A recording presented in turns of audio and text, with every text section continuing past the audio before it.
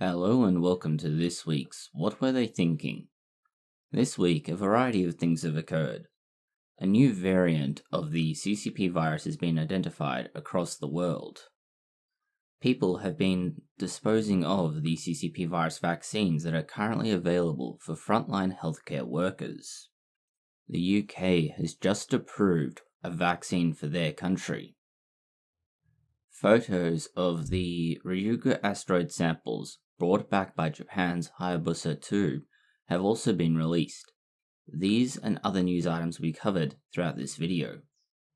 To begin with, the new variant of the CCP virus initially identified in the United Kingdom appears to be spreading to other countries. It's now been identified in parts of Europe, North America, and Asia. This new virus is important for one reason fundamentally.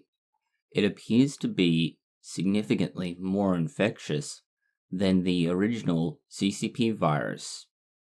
This comes from research from Public Health England, which examined roughly equivalent numbers of people with the new virus versus the original. There was no significant difference between the hospitalization rates, but there was a significantly higher rate of infection with it, given how fast it is spreading. The other concern with this new particular virus is that it appears to be more prone to reinfection. Although there's only a small sample so far in this study, due to the relative novelty of the new variant, it is possible that that may be another contributing factor. The other issue is most of this research has involved small cohorts overall, which means it's often underpowered, but it's a good indicator, at least initially, of where research should go and what it should be examining. Without that kind of research, we're not going to get numbers like we have about its infection rate. For example, 15% of people who are being in contact with the new variant were infected versus 10% of the original CCP virus.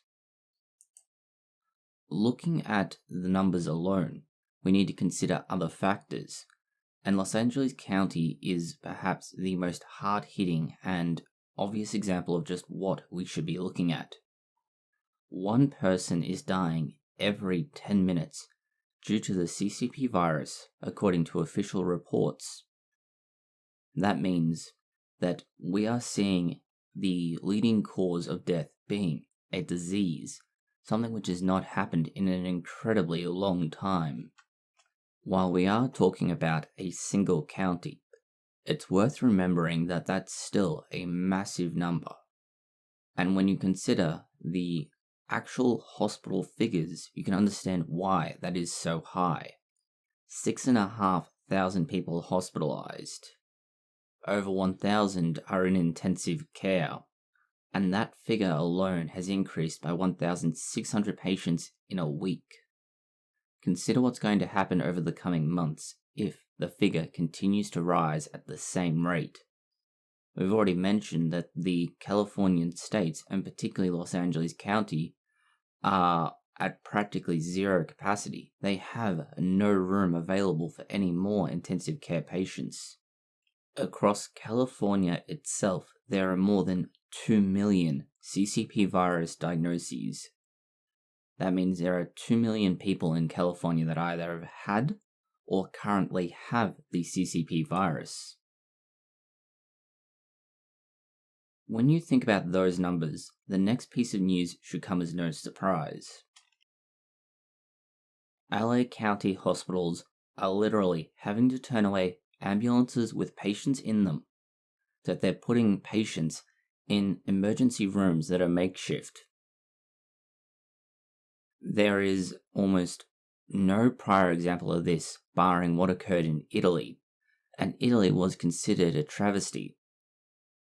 According to reports, the hospitals are so far beyond their capacity that they're having to turn conference rooms and gift shops into makeshift, or is it make gift, accommodation for these patients until they can get them in a proper medical room with the appropriate supplies. For example, if we're talking about patients with the CCP virus, they're going to need oxygen. And whilst yes, you can cart oxygen tanks around, That's not a long-term viable solution. The issue with this capacity problem isn't just that those hospitals are beyond their limits in what they can do. As each hospital begins to hit its maximum capacity, it forces patients to be sent to other hospitals. This inevitably increases the demand on that hospital, and it becomes dominoes falling in a line. One hospital exceeds capacity, forcing patients to the next. That hospital then exceeds its capacity, and so on. This is going to spread until it's under control. Taking LA County yet again as an example, there were, as of this week, only a few beds available. In fact, 54 across the entire county. Of these, half are for pediatric patients, and more than 2/3 of these beds have been occupied by patients with the CCP virus. That means the CCP virus is the sole cause of this strain in the ICU. As said, California is practically reaching the point where Italy was last year. At this point, they're having to make tough decisions, triage patients, and decide who gets what as a priority. In Italy, they were having to ration ventilators in much the same manner. Hopefully, LA County will not get to that point. There is a very obvious and immediate issue that comes from this not only sudden increase in demand, but from the sheer number of patients. We've mentioned that patients need oxygen, particularly if they're having breathing issues, such as those caused by the CCP virus. Many hospitals in Los Angeles County and across California in general are experiencing issues with their oxygen supply. It often comes in large industrial canisters. These look very similar to those used for fuel or for helium. This is a problem though. They have limited capacity, and medical oxygen is different to other oxygen.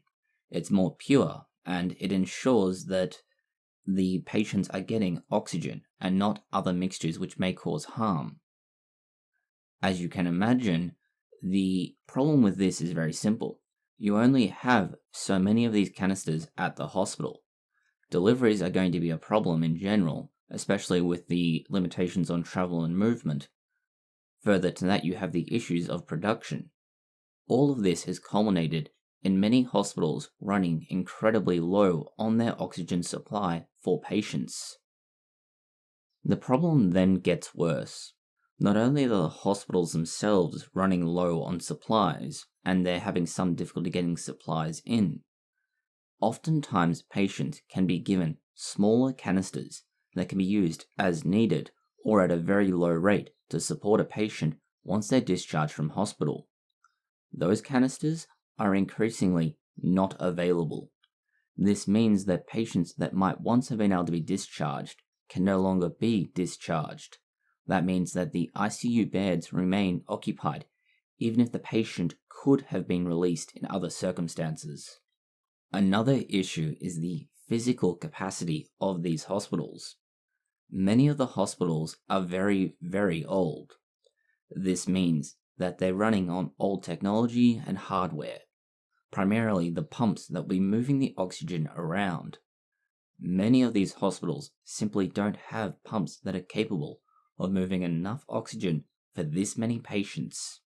This has been a tenfold increase over normal consumption.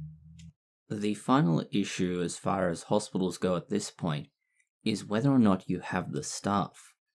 It would be redundant to mention anything else regarding beds, oxygen, and capacity if you do not have the people who can do the work.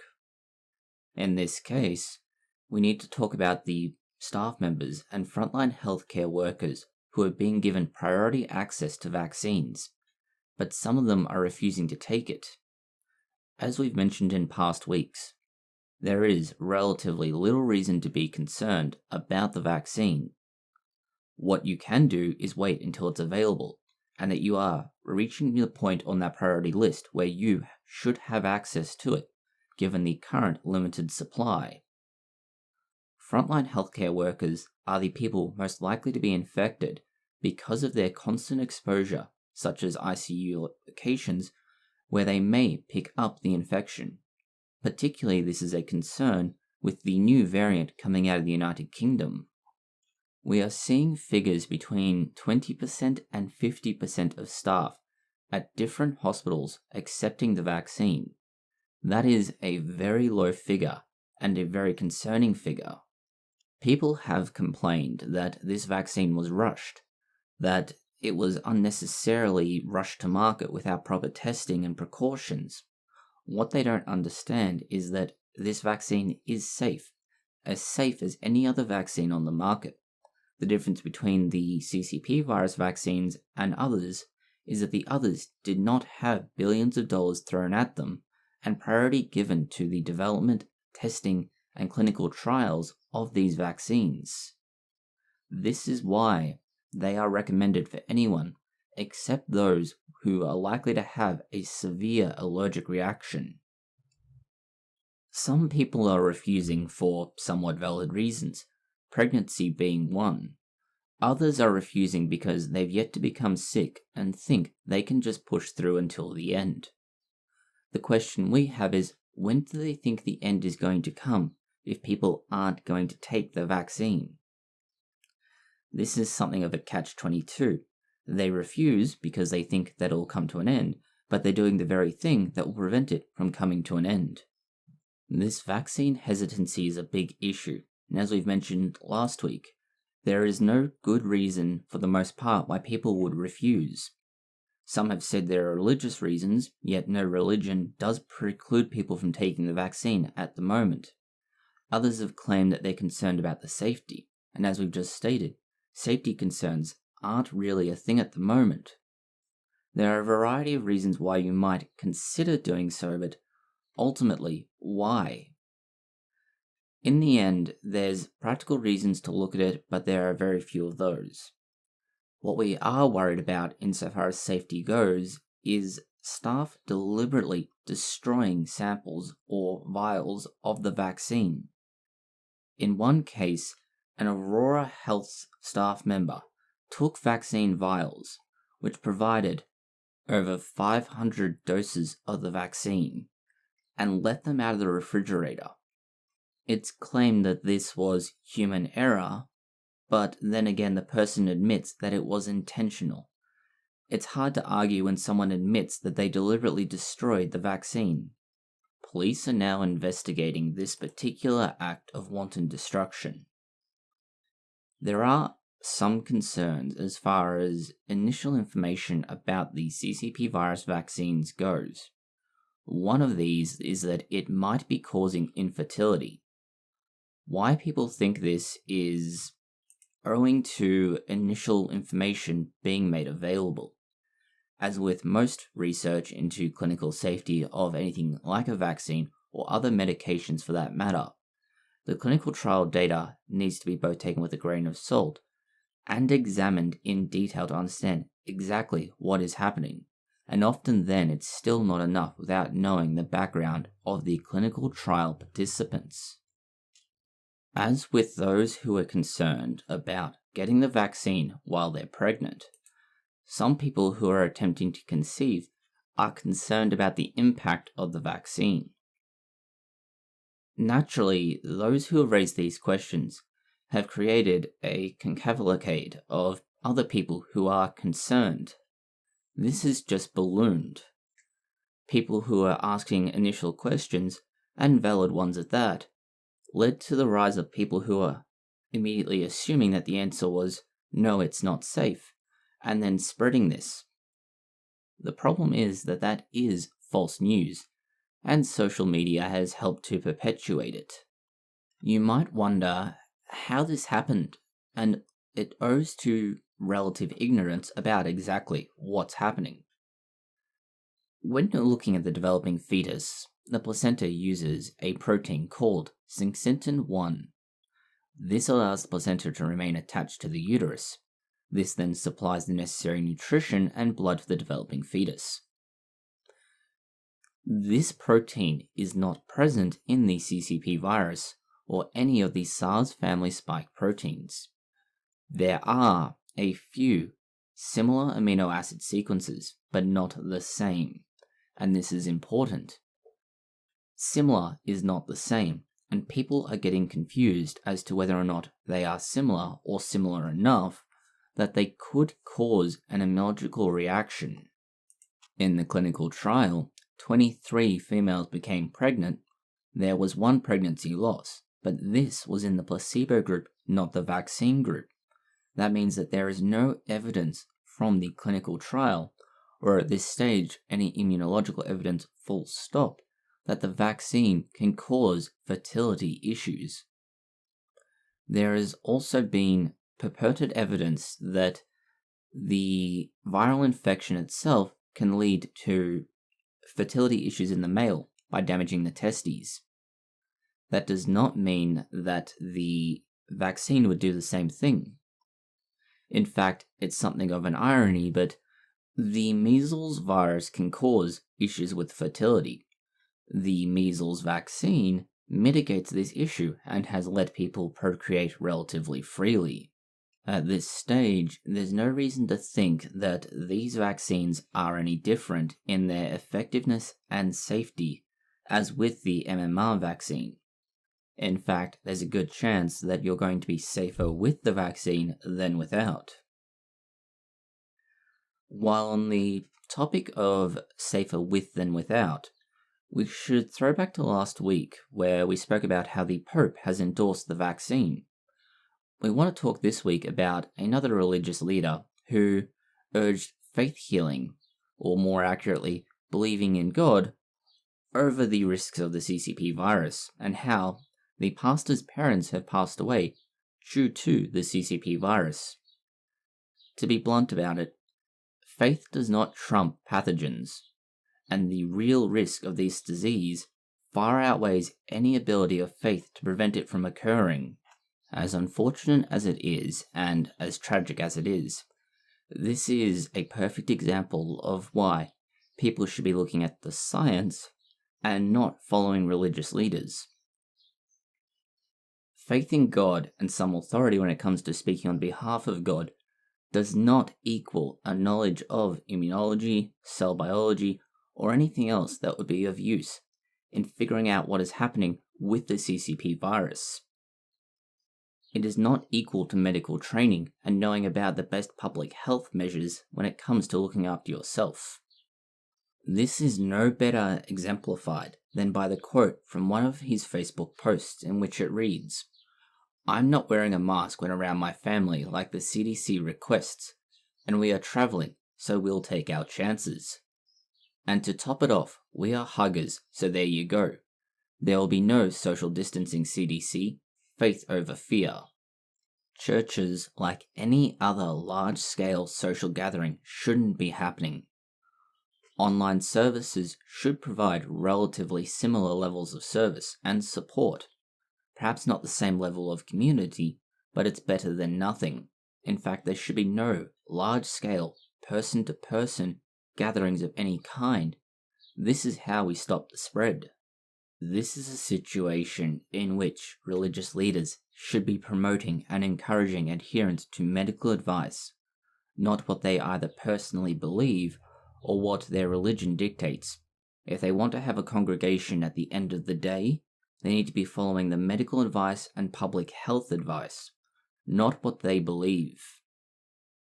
Going to the other side of the world, the UK has just authorised the Oxford AstraZeneca vaccine. This vaccine has had a rocky last few weeks. Clinical trials started and stopped as needed following reports of adverse events.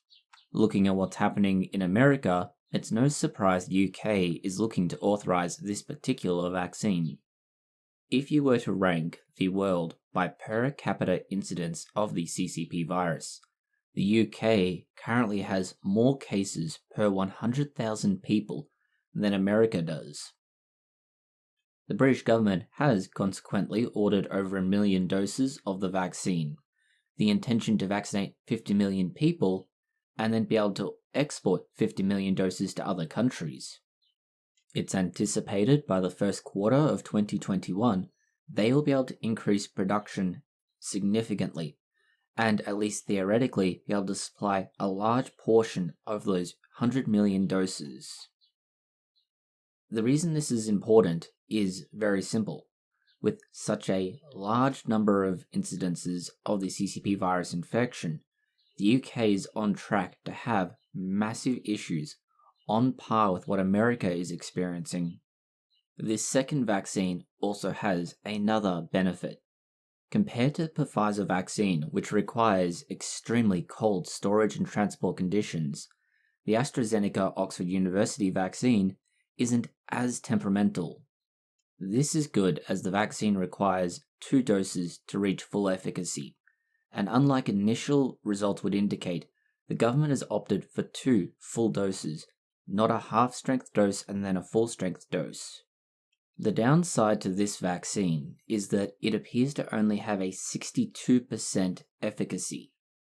That's significantly lower than the 95% of Moderna and Pfizer. There is current data indicating that it may be possible to get up to 80% coverage depending on when the second dose is given, but the data that supports this argument has yet to be released. Therefore, it's currently only speculation and somewhat supported by some government information that's been released. The secondary benefit to having not just the 2 vaccines that are well established with high efficacy, but this third is that the third is significantly cheaper. The Oxford University AstraZeneca vaccine is between $2 and $3 per dose. That means to vaccinate someone completely, you're looking at something between $5 and $6. It's also being produced in other countries under an initiative called COVAX. This will allow low-income countries and middle-income countries to begin receiving the vaccine in 2021. This means that the anticipated efficacy date of 2024 for the global vaccination of the CCP virus could be shortened by the use of the Oxford University AstraZeneca vaccine, with the idea of a 5-year timeline to completely eradicate the CCP virus. Researchers have been looking at historical counterparts. The obvious examples that come to mind for people today is the Spanish influenza outbreak and the polio outbreak in the middle of the 20th century. Both of these took either a long time to burn out relative to the damage they did, or took an extremely long time to be eradicated through vaccinations. Another comparison that's being drawn is that of smallpox.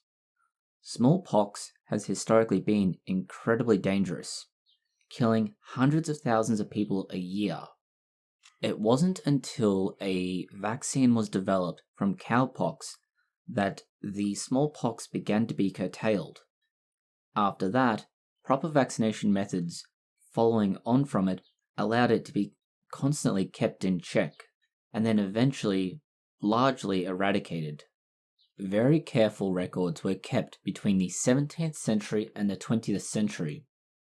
Throughout this time, officials in London, through their record keeping, gave us a very strong insight into exactly what was happening.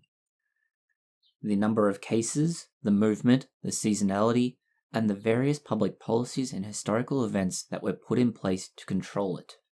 One of the big takeaways is that the better controlled the virus outbreak was, the fewer deaths were associated with it. The same scenario we're seeing with the outbreak of the CCP virus in various countries. Those countries with better control of the outbreak have had fewer deaths associated with it.